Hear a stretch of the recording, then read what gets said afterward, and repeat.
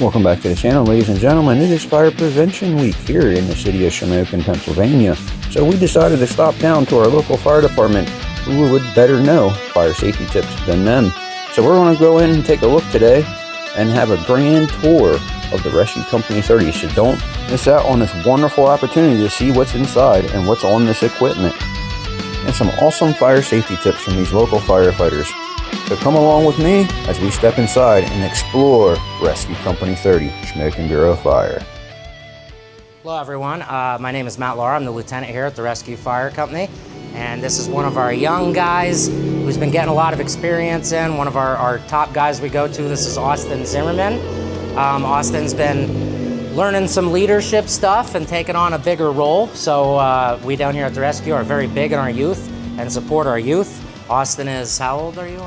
20 years old, and he's already got some good fires under his belt, and he's learning how to do reports and a lot of different things. So he's gonna help me with a tour today. We're here with Coleridge Explorer to do a tour of the Rescue Fire Company. So we'll buzz through our apparatus pretty quick. Do not mind the state of construction that we're in currently. We're painting our quarters out front. We're painting our quarters inside. We're all filthy, so. All right guys, back again. This is engine 31. Formerly, originally when it was purchased for the West End Fire Company in Shamokin, Station 50. It was engine 51. They manufactured it to have a short wheelbase to get around the city. It works great for that. Over the years, just like many other firehouses, they ran into some volunteer number dwindling, some manpower issues. On the other hand, we've been blessed and we've grown in manpower. So we had the ability to get out another fire apparatus beyond the ladder. So they rehomed engine 51, redesignated it engine 31. And this is our 1999 KME. It's a 1,500 gallon per minute pump. It has a 500 gallon tank. We got our portables up there. Our TIC, that stands for thermal imaging camera, helps us see through smoky environments. Yeah, go ahead. We also carry a 4 gas meter. The gas meter allows us to detect carbon monoxide. The season's coming. Thank you. So this was a 6-man cab. We added 2 fold-down seats on the back wall here to make it an 8-man cab. They're not set up for air packs, but the juniors and the exterior guys will sit here. Our interior guys will sit in the pack seats so they can be ready when we arrive on scene. We also added 2 PWs. That stands for pressure water, pressurized water. They're water cans.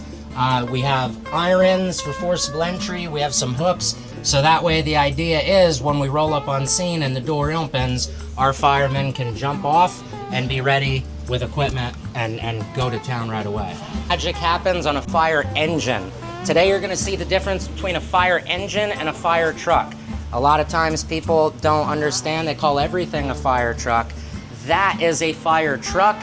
This is a fire engine. They have two totally different responsibilities on a fire scene. A fire engine's job is to establish a water supply, which is when we're connecting to a hydrant or drafting from a pond or a dump tank, and fire suppression, which is basically when we're stretching our hose lines, we're charging them with water, and we're putting fire out. That would be fire suppression. So the driver becomes the pump operator. This is where the magic happens. The firemen pull our hose lines, and we put water on fire. As you've seen many of times, and plenty other videos. This is just some, we do a lot of basement flooding calls. So this is just some low-level strainers and different filters, garden hose, some nozzles. We have portable pumps, stuff to suck out basements when it rains heavily. These are all adapters, different adapters for different manufacturers, different brands. Different municipalities have different adapters, so we color code them.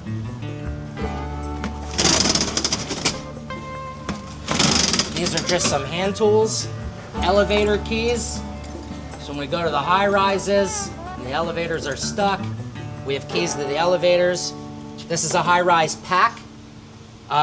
When we have a high rise fire, we can't stretch directly off the rig and reach the floors, so they have in their stairwells, they have what's called standpipes, and we carry these on our shoulder, and they're pre-packed to flake easily and connect into a stairwell into a standpipe. All spare hose, donut rolled hose. Again, a fire engine's job revolves around water. So we have a lot of hose, a lot of adapters, a lot of nozzles. Bear with me on the back here. Again, we're remodeling our office. Try to get that one. Appreciate that. No problem. Lots of different hoses. This is where the big water supply comes Yep, in. this is called large diameter hose. This is where we get our water supply from the fire hydrant.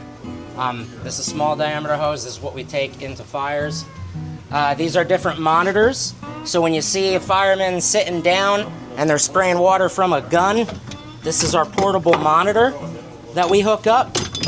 This is a four-way. We have more water cans, fuels. We have a hydrant bag. So when the hydrant man jumps off to grab the line to wrap the hydrant, he has a bag with everything that he needs. If the fire engine drives 4 blocks away, you don't want to have to run 4 blocks down the street. And then we're back up. Yep, this right here is a 100-foot section of hose line that we call a trash line. This is what we pull off quickly for rubbish fires, brush fires. It's ready to go, pop 2 clips, and we take the line.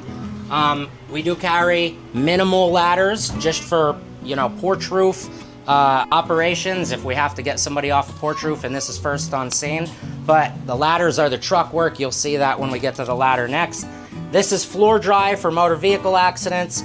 We have pads, absorbent pads, reflective vests for when we're on highway incidents. And then we can't get back to the rear compartment, but back there we have a chainsaw for trees and just our lighting, portable lighting back there. All right. My name is Rachel. I'm a junior firefighter here at the Rescue Fire Company. And a quick fire safety tip is to make sure that your family has a fire emergency exit plan. You want to make sure that you can get out and that you can stay out in case of if you smell smoke in your house, if there's a fire, if there's a CO, what do they call it? CO alarm going off. You want to make sure you can get out and you can stay out. Another tip to make sure that you're okay in a fire, you want to make sure that if there is a fire outside, you can close your door, make sure that the fire doesn't spread further into your room, and to make sure that there's no fire outside of the room, you can test the doorknob and make sure if it's hot, then there's a fire outside.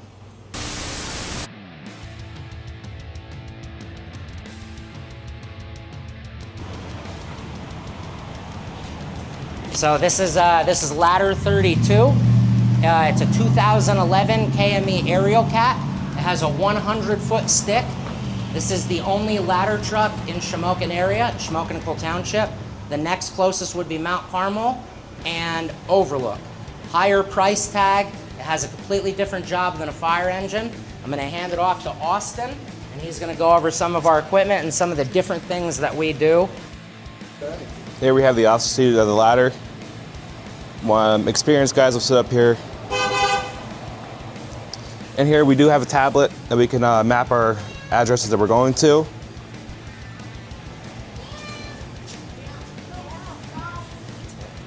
Not as roomy as an engine. We do have a tick up there, also known as a thermal imaging camera. Our foregases and everything are going to be in the back. So the front's not as roomy as the engine. No, it's not. We have an 8-man cab. Each pack does have a tick on it, just a smaller version of the one that we have up front.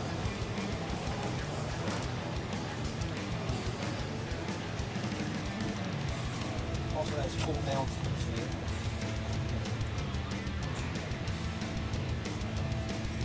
It's actually real roomy in there. It is, the back is. And here we carry 2 pressurized water cans, some keys to the elevators, and a hook. The ladder truck doesn't carry any water, so we carry pressurized water cans instead.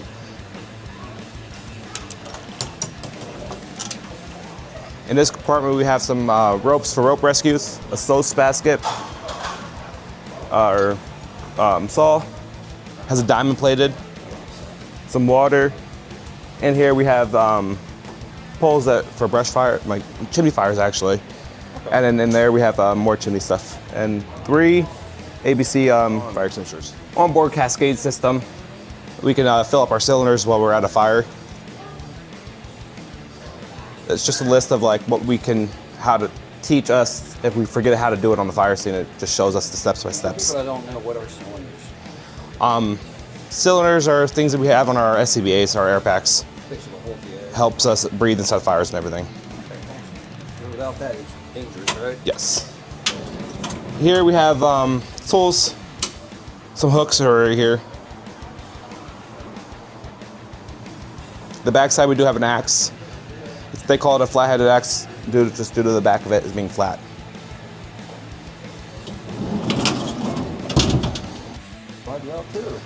This one we have a set of irons, bolt cutters, a Halligan, and the W tool. We have 2 of them. Hydro ram. So, as we were discussing the different jobs and duties of a ladder truck compared to a fire engine, one of the duties of a truck company is forcible entry. So this is our forcible entry equipment. This is the irons. We can get most residential wooden doors with the irons through just getting training and knowing how to operate them.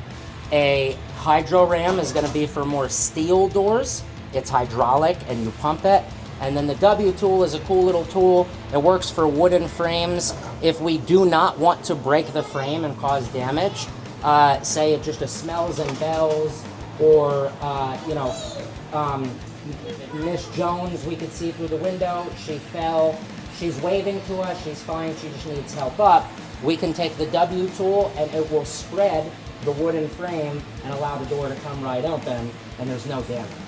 So that's just one of the many tools that we have to do one of our many jobs, which is forcible. This compartment we carry oil dry, or absorber pads. In here we use this for like chimney fires. We put all the rubbish that we find in the chimney in there. We do carry some extra cylinders. How much of an empty cylinder or a full cylinder is sitting there like that way?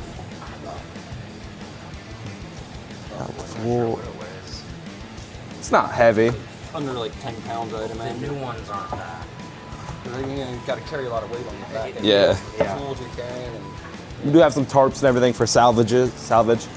As he was saying earlier about truck works, is when we go inside, we do salvage, where we can cover up people's furniture, their valuable items that they want to keep. We can avoid from them getting damaged. This compartment we carry 2 saws. We have a rotary. One has a diamond plated and the other one has a hog. They're just different names for them and everything. Chainsaws, we have 2 cutter edges and a steel. Basically, we do take them out by numbers. This will be your number 1 saw, 2, and then 3. Up here, we just have some gas for the saws and everything, tools and everything. To jump in again, another one of the jobs, the duties for a truck company is ventilation. There's vertical ventilation, and there's a lot of different ventilation. Horizontal, hydraulic ventilation. There's all kind. We could ventilate a structure with a hose. There's different types of. There's mechanical ventilation. However, this type of ventilation, we would be cutting a hole in the roof. A lot of people don't understand why firemen are up on the roof cutting a hole. However, it's like taking the pot off of a stove. When we cut the roof, it allows the heat and the smoke to escape. It makes conditions easier for the interior firemen doing search and rescue and fire suppression. And also, it gives the fires somewhere to go, basically a chimney, you know. If the fire is on the 1st division, we want to cut a hole in the roof and draw it all the way up. It would be an attic fire. So if you're seeing us cut a hole in the roof, dead center, you know that the fire's already up in the attic. But that's why we carry so many chainsaws. That's why we do the ladders. Again, one of our many jobs. We went over salvage, forcible entry. We do ventilation.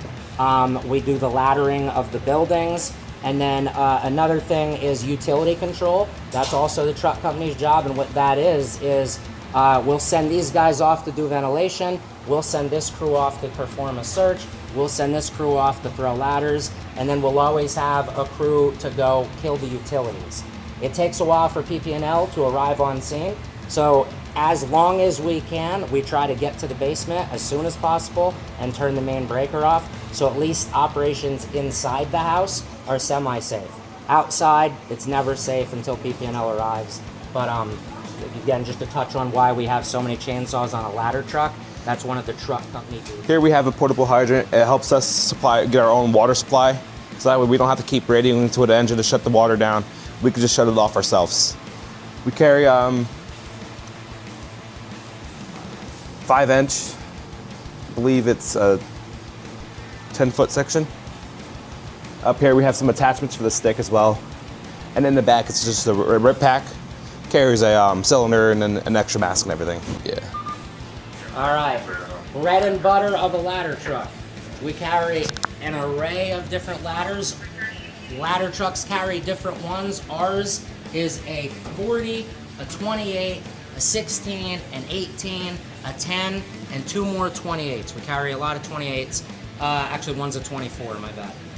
24 to 28 is like the perfect go-to ladder that we could reach of the structures that are in our municipality. Every municipality has a little bit of a different setup. You know, if you go out to Overlook, they may be 1-floor ranch-style houses.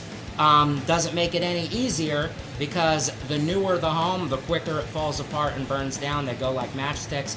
These older homes, they have big, thick lumber, and it chars for a little while, and collapse for us isn't necessarily always as quick if the structure's not already compromised. We have red X's, that means defensive only, we don't enter. But going back to this is the operation for the aerial. This operates our jacks.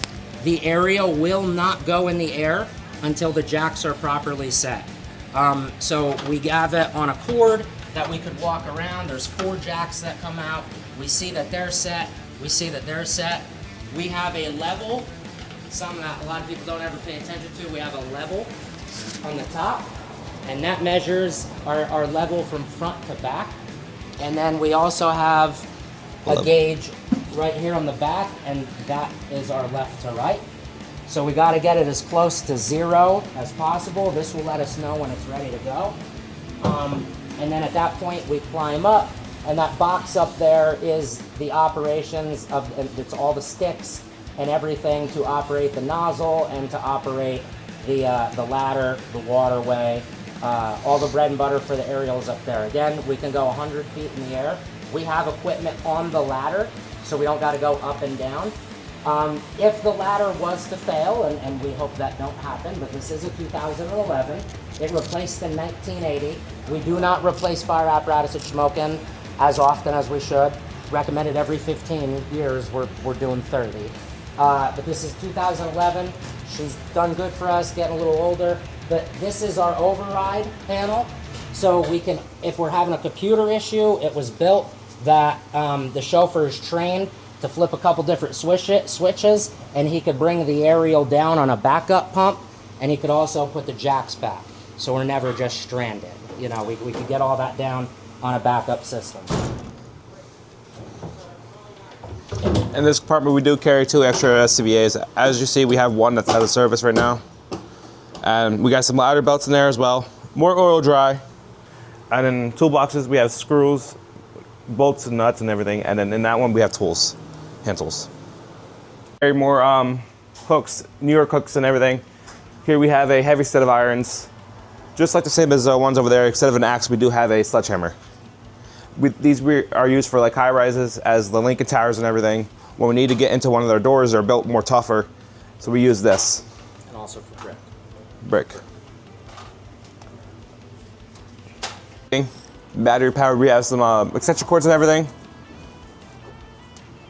Portable lighting we use for inside like structures when we're doing investigations and everything.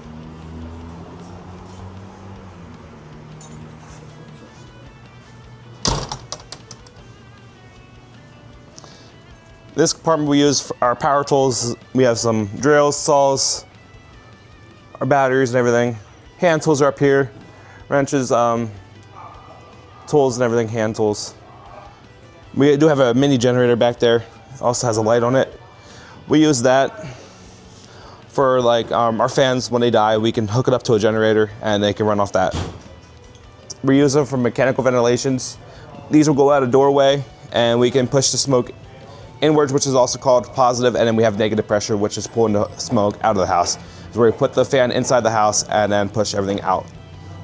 We have a refrigerator up here, which carries some water for us. As we were talking about on the other side, we have a soap basket. We can pull it out either way. Shovel and a broom. And then up top, we do have an extension rail, a cord rail. My name's Cam. I'm a junior firefighter here at the Rescue Fire Company. We're just going to talk about a tip real quick. A few tips, just like electrical equipment, like space heaters. It's heating season, so you're going to have your space heaters. A lot of people have space heaters. Most of our fires are revolved around heating in the winter. So if you have a space heater and you're using it, keep it away from flammable liquids. Keep it away from like your clothing and like your blankets and everything, your fabrics. Extension cords is also another thing. If you have an extension cord plugged in your outlet, don't double extension cord, like don't plug two extension cords into each other, and don't plug an extension cord. It's not really safe to do it in a surge protector either. It can cause a fire. So toasters, just kitchen equipment too, like some all electrical stuff. Make sure you unplug it when. And last but not least, our little apparatus, Utility 32. This is a manpower carrier. When the ladder goes, the utility will go with extra manpower. If the engine goes, the utility goes with extra manpower. And it also covers the trees down in town, wires down, service calls, cat stuck in a sewer drain. We do that quite often. This will go to the small calls. It's easier to get around. So this carries a lot of different equipment. Back to our youth, 18-year-old Colby Fratelli. He's been with us since he was 14. He was a junior. He's grown up a lot. He's come a very long way. We're proud of him. He wants to be a paid fireman one day, and he's learning here in the city of Shamokin with the SFB at the rescue. So I'm gonna hand it over to him. Fratelli. I run with the ladder company in Shamokin, and this is our utility. Our utility follows the ladder truck, the engine. You'll normally see this follow either or piece. We have such a big crew, In the front here, we have our radio communication system there. It's just a normal Ford pickup with a big cab on the back.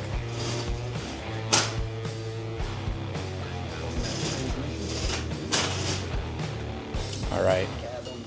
Yep. All right, then we'll start here. All right, so in this compartment here, we have our leaf blower. Again, this also runs brush fires in the city. If we need to, we can use this to obviously push away all the fuel that's being used or all the fuel that hasn't been consumed yet. We can push that away. So here we just have more miscellaneous tools. Like I said, this follows both pieces.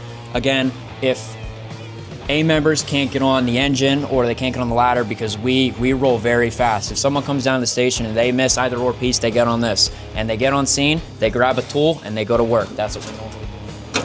All right, in this one, we're empty. Again, we don't really have much on here. We just have contractor bags. We have them on from our creek cleanup. It don't hurt to have them on. You never know. Again, this runs everything. Again, we just have more tools for the people to jump off and grab and go to work.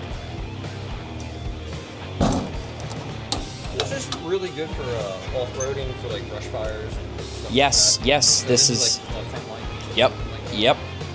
If there is a brush fire in the city, this will go to it. If there is, like Matt said, a cat in a sewer drain, this will go to it. If there's what? Say, yeah, like. Up in Trevor, this is first due on their brush fires and everything. This is first due. This is just a little bit more of hose that we have in here. This is our backwash hose here. When the winter's coming to an end, that's when all the pipes like to freeze. This will go to it. If you sleep here at night, I can promise you, we'll get 5 or 6 calls and we'll run all of them. And then in the back here, we have pumps for, like I said, backwashing, basements, or if there's flooded basements and there's gas in it, we'll use this and we'll backwash it all out. We have some oil dry up there, just in case we get called to like a truck that's leaking some gas. We'll go dump some of that and we'll clean her on up. This has happened. Yes, this has happened. This was Bunker Hill just a few days ago, actually. In here, need some fire extinguishers on an apparatus at all times. You never know.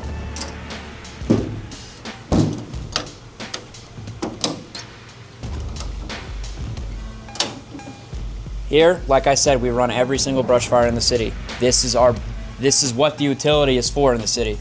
These are our soft packs. They are filled with water. We have these little hoses here. Pull back, sprays water out of it. Like I said, this runs all brush fires in the city. Can't do no harm with some coffee. Can't do no harm with some coffee. We got some wipes in here. More trash bags. Yes, sir.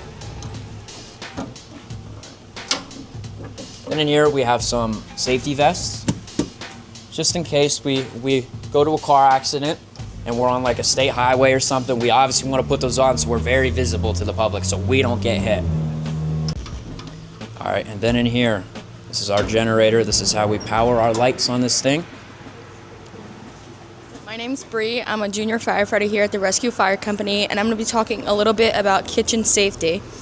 So make sure you don't leave the stove unattended when you're cooking. Make sure your cooking area is clean and there's no flammable items near it so it doesn't catch on fire. Make sure you have working smoke alarms, fire extinguishers near your kitchen in case of a fire, and make sure you keep your appliances unplugged, like toasters, microwaves, stuff like that. This right here is our fire extinguisher. These, we should have at least 2 on every floor. 1's okay. But if you ever need to use it, you always want to pull the pin here, pull this out, and you clamp down and sweep. People don't really touch on that, but you sweep. You sweep. You don't do it in one direction. You just sweep. But always make sure you have 2 or 1 of these on every floor. That's about it. Hey guys, Matt Lauro again, lieutenant here at the truck company in the Shamokin Fire Bureau, the Rescue Fire Company. Today you've seen from our youth a couple fire safety tips. To wrap it all up, I seem to be the smoke detector guy. So smoke detector, CO detector, extremely important. Make sure mom and dad have them in the house. If they don't, yell at them, make sure they get them. The smoke detectors, when the clocks go forward, change the batteries. When the clocks go backwards, change the batteries. 1 on every floor, 1 outside your living or in your living quarters, 1 outside or in your sleeping quarters, 1 at the top of the steps in your basement. A combination or a CO detector. All right, the CO detector is odorless and sightless gas. It is deadly. If this goes off, never be afraid to call us. We don't mind coming and running our meter through. And if it says 0 parts per million, that's a good day or night. So CO detectors in the basement, smoke detectors, make sure the batteries are changed and test them. It's very important that you have this. So thank you guys, and always stay safe. All right, ladies and gentlemen, that's going to be it for today, Fire Prevention Week.